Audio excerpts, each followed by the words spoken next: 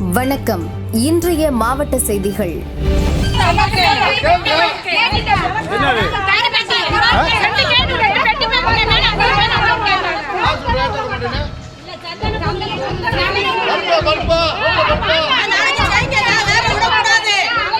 திருப்பரங்குன்றம் சிக்கந்தர் பாஷா அவுலியா தர்காவில் சந்திரக்கூட விழா நாளை கொடியேற்றத்துடன் தொடங்க உள்ளது.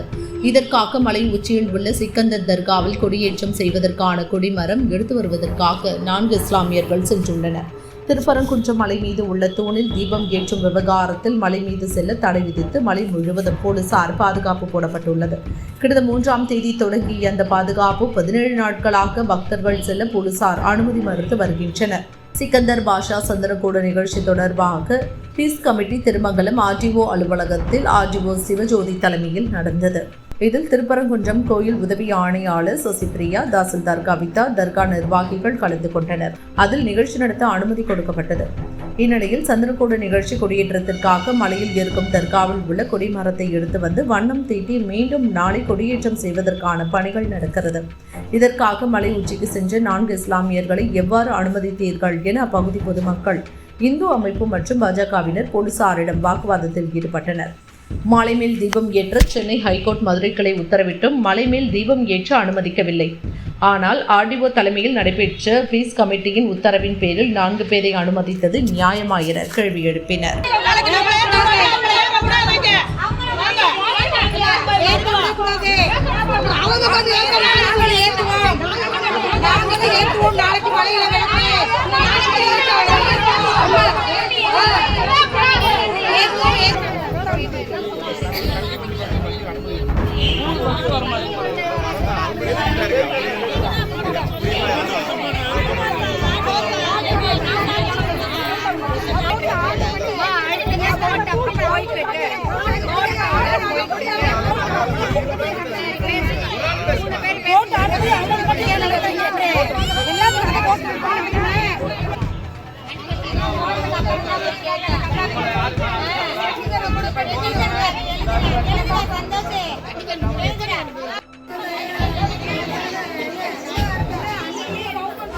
திருப்பரங்குன்றம் மலையில் தீபம் ஏற்ற முடியாத வருத்தத்தில் தற்கொலை செய்து கொண்ட பூர்ணச்சந்திரன் குடும்பத்திற்கு திமுக அரசு இரங்கல் கூட தெரிவிக்கவில்லை. இது கண்டிக்கத்தக்கது என இந்து மக்கள் கட்சி தலைவர் அர்ஜுன் சம்பத் கூறினார். மதுரை அவுட் போஸ்ட் மருதுபாண்டியர் நகர் அந்த பகுதியிலே இருக்கக்கூடிய பூர்ணச்சந்திரன் என்கின்ற இளைஞர் முருக பக்தர், அவங்க குடும்பத்தில் எல்லாமே திமுக காரங்க. அவர் பிஜேபிக்காரரோ ஆர்எஸ்எஸ்காரரோ இந்து மக்கள் கட்சிக்காரரோ கிடையாது. திருப்பரங்குன்றம் மலை உச்சியில் தீபம் ஏற்றுறதுக்கு எல்லோருக்கும் பொதுவான இந்த அரசாங்கம் ஏன் எதிர்ப்பு தெரிவிக்கிறது? முஸ்லீம்கள் யாரும் எதிர்ப்பு தெரிவிக்கவில்லை.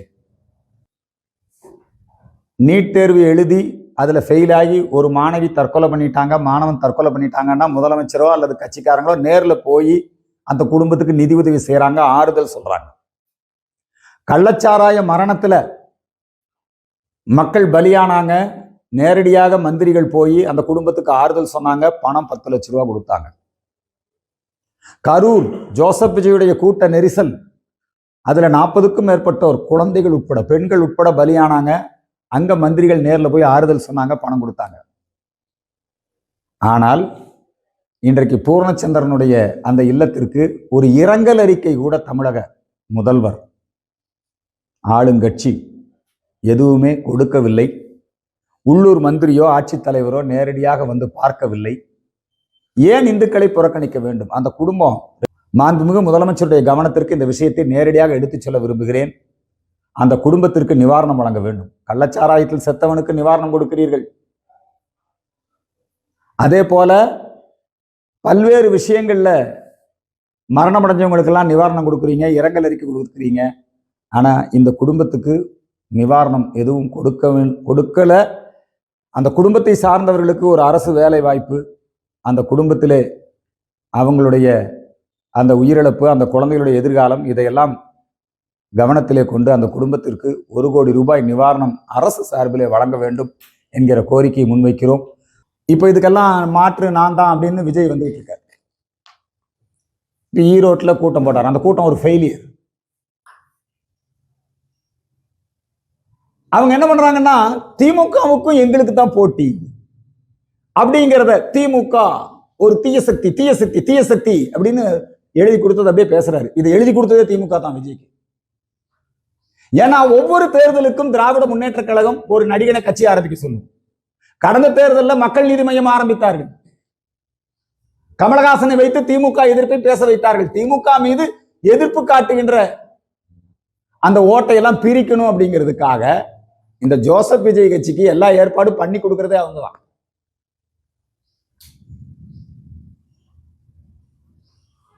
அவர்கள் திமுகவினுடைய பி டீம் இல்லை, ஏ டீம். ஏன் தெரியுமா? ஜோசப் விஜயுடைய ஜனநாயகன் படத்தின் உரிமை, சேட்டலைட் உரிமை யாருக்கு கொடுக்கப்பட்டிருக்கு? திமுகவினர் நடத்துகின்ற நிறுவனத்துக்கு, அவங்களுக்கு தான் சேட்டலைட் உரிமை. விக்ரம் படம் எப்படி திமுக நிறுவனத்துக்கு முதல்ல சினிமாவில் சமாதானம் ஆவாங்க, அதுக்கப்புறம் என்ன ஆவாங்க, இதுக்கு வருவாங்க.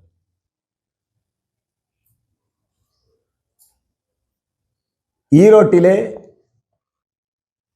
தன்னை ஒரு திமுக எதிர்ப்பாளர் போல காட்டி திமுகவுக்கும் எங்களுக்கும் தான் போட்டின்னு ஒரு நேரட்டிவ் செட் பண்ண முயற்சி பண்றாரு. உண்மை அதுவல்ல, இது திமுகவுடைய ஏற்பாட்டிலேயே நடப்பதுதான். ஏன் ஜோசப் விஜய் மேல எஃப்ஐஆர் இருக்கு? ஏன் திமுக அரசு நடவடிக்கை எடுக்கல?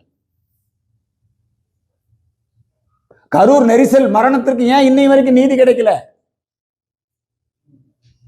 ஏன் விஜய் மேல நடவடிக்கை எடுப்பதற்கு திமுக அரசு தயங்குது, பயப்படுது? தயங்கல, பயப்படல. பாஜக ஏடிஎம்கே கூட்டணிக்கு ஓட்டு போயிடக்கூடாது. அந்த ஓட்டை பிரிக்கிறதுக்கு விஜய் நல்ல ஆடு. ஓட்டு பிரிஞ்சதுன்னா அப்படி ஒரு கணக்கு அவங்க போடுறாங்க. தமிழக வாக்காளர்களை ஏமாற்ற முடியாது. திமுகவும் இருக்குது, தாவேக்காவும் இருக்குது. திமுக என்னென்ன வேலையெல்லாம் செய்யுதோ அந்த வேலையை பூரா தாவேக்கா செய்யும். மேதக ஆளுநரை திமுகவும் எதிர்க்குது, தாவேக்காவும் எதிர்க்குது. இப்படி வரிசையா பட்டியலிட்டு கொண்டே செல்லலாம். அதனால திமுக தாவேக்கா ஒரு கள்ள கூட்டணி அமைத்து எப்படியாவது பிஜேபி மற்றும் அதிமுகவினுடைய வெற்றியை பாதிக்க செய்ய வேண்டும் என்பதுதான் அவர்களுடைய நோக்கம். அந்த நோக்கம் எடுபடாது.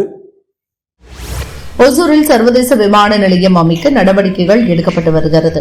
விமான நிலையத்திற்காக ஒசூர் அருகே உள்ள பலவனப்பள்ளி, முத்தாளி, அடவனப்பள்ளி, தாசாப்பள்ளி, பெத்தமுத்தாளி, அட்டூர், அலைநத்தம், காருப்பள்ளி, நந்திமங்கலம், சுடகொண்டப்பள்ளி, விடுதைப்பள்ளி ஆகிய 12 கிராமங்களில் சுமார் 2980 ஏக்கர் நிலம் கையகப்படுத்தப்பட இருக்கிறது. விமான நிலைய வரைவு திட்ட அறிக்கை தயாரிக்கப்பட்டு இருப்பதாகவும் தகவல்கள் வெளிவந்துள்ளன.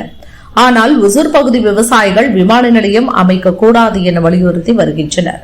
நந்திமங்கலம் கிராமத்தில் விவசாயிகள் இன்று இது தொடர்பாக ஆலோசனைக் கூட்டம் நடத்தினர்.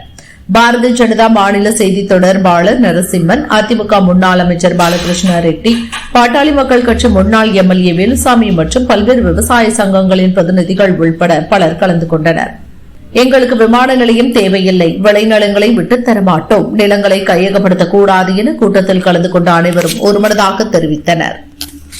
ஓசூர் பகுதியிலே விவசாய நிலங்களை கையகப்படுத்தி ஒரு புதிய விமான நிலையம் அமைக்க வேண்டும் என்று மாநில அரசாங்கம் முற்பட்டிருக்கிறது.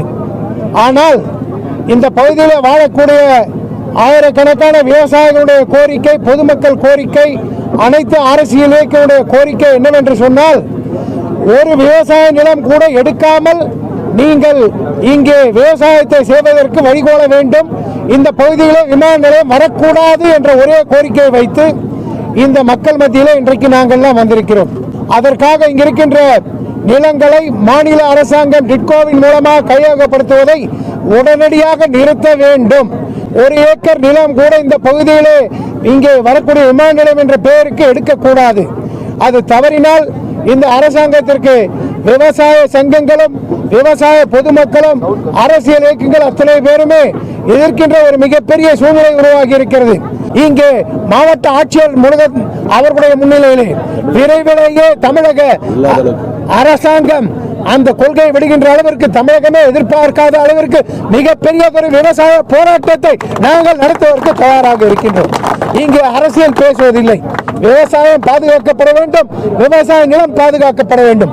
அதற்கு எந்த தியாகத்தையும் செய்வதற்கு நாங்கள் தயாராக இருக்கின்றோம் என்பதை இங்கே தெளிவாக தெரிவித்திருக்கின்றோம். இந்திய யூனியன் முஸ்லிம் லீக் தமிழ்நாடு மாநில தகவல் தொழில்நுட்ப அணியின் பொதுக்குழு கூட்டம் திருச்சியில் தனியார் திருமண மகாலில் நடைபெற்றது. மாநில தலைவர் சல்மான் முகமது தலைமை வகித்தார். நேர்மை இல்லையாங்கிற கொஸ்டின் இல்லை, நடந்திருக்கு, ஆய்வு சரியாக பண்ணியிருக்கு. எங்களை பொறுத்த வரைக்கும் எல்லா இடத்துலையும் கொடுக்கப்பட்டிருக்கு. அது இறந்து போனவங்க பட்டியலை கொடுத்துருக்குறாங்க, அதாவது இடம்பெயர்ந்தவங்களுடைய பட்டியலையும் கொடுத்துருக்குறாங்க. இது ரெட்டை டபுள் என்ட்ரி உள்ளவங்க பட்டியலையும் கொடுத்துருக்குறாங்க. இப்போ அதிலேருந்து மாறுபட்டால் அது சரியான நம்ம அடுத்த மாதம் 12ஆம் தேதி வரைக்கும் கொடுத்துருக்காங்க. அதை நம்ம நிவர்த்தி பண்ண முடியும்.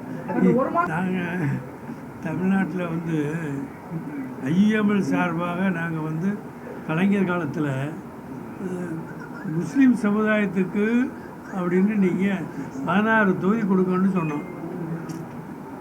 திமுகவிலையும் முஸ்லீம்கள் இருக்காங்க, கூட்டணி கட்சியிலையும் இருக்கிறாங்க, முஸ்லீம் லீக்கில் உள்ள நாங்களும் இருக்கிறோம். இது 16 தொகுதியை முஸ்லீம் சமுதாயத்துக்கு நீங்கள் கொடுக்கணும்னு நம்ம கேட்டோம் கலைஞர்கிட்ட. அவர் அதை அப்படியே கொடுத்தார். அதில் எங்களுக்கு 5 தொகுதி இப்போ கொடுத்தாங்க. அதே 5 தான் கேட்க போகிறோம். 16 தொகுதி எல்லாத்துக்கும் சேர்த்து 16 தொகுதி கொடுங்கன்னு முன்னாடி சொல்லியிருக்கோம். திரும்ப அதான் வழிபடுத்துவோம். எங்களுக்கு 5 தொகுதியை கொடுங்கன்னு சொல்கிறோம்.